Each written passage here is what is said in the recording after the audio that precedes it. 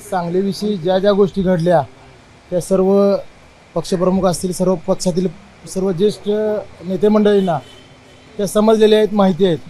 पण शेवटी आज अपक्ष उमेदवार महाविकास आघाडीबरोबर आल्यामुळं सर्व गोष्टी आम्ही विसरून महाविकास आघाडी म्हणून एकत्र काम करण्याचं ठरलेलं आहे.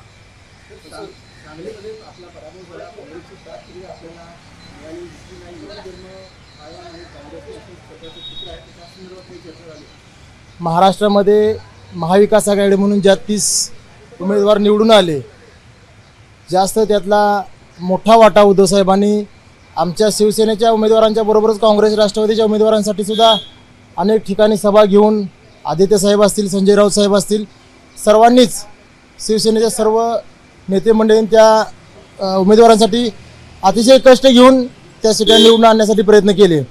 पण तीच गोष्ट कुठं सांगलीत बघायला मिळाली नाही. ही खंत खरं माझ्या एक उमेदवार म्हणून आणि आमचा पक्ष शिवसेना पक्ष म्हणून ही खंत आमच्या मनामध्ये नक्कीच आहे.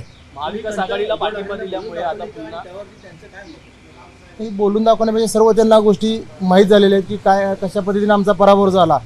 पण ज्या महाविकास आघाडीसाठी शिवसेना पक्षाने एवढं कष्ट घेतलं, त्याच शिवसेनेच्या उमेदवाराबरोबर ज्या काही गोष्टी घडल्या सांगलीमध्ये त्या सर्व आम्हाला मनाला लागण्यासारख्या आहेत. तर विजयी उमेदवारासोबत आता आगामी विधानसभा निवडणुकीच्या दृष्टिकोनाने काम तुम्ही सोबत करणार का? मनात खंत असताना त्यांच्यासोबत काम करणार का? कशाप्रमाणे समन्वय साधून तुम्ही हे काम करणार? त्या बाबतीतला सर्व निर्णय आमचे पक्षप्रमुख पक्षश्रेष्ठी घेतील आणि त्यांचा जो आदेश येईल त्या आदेशाप्रमाणे आम्ही इथून पुढे काम करू. एबीपी माझा, उघडा डोळे बघा नीट.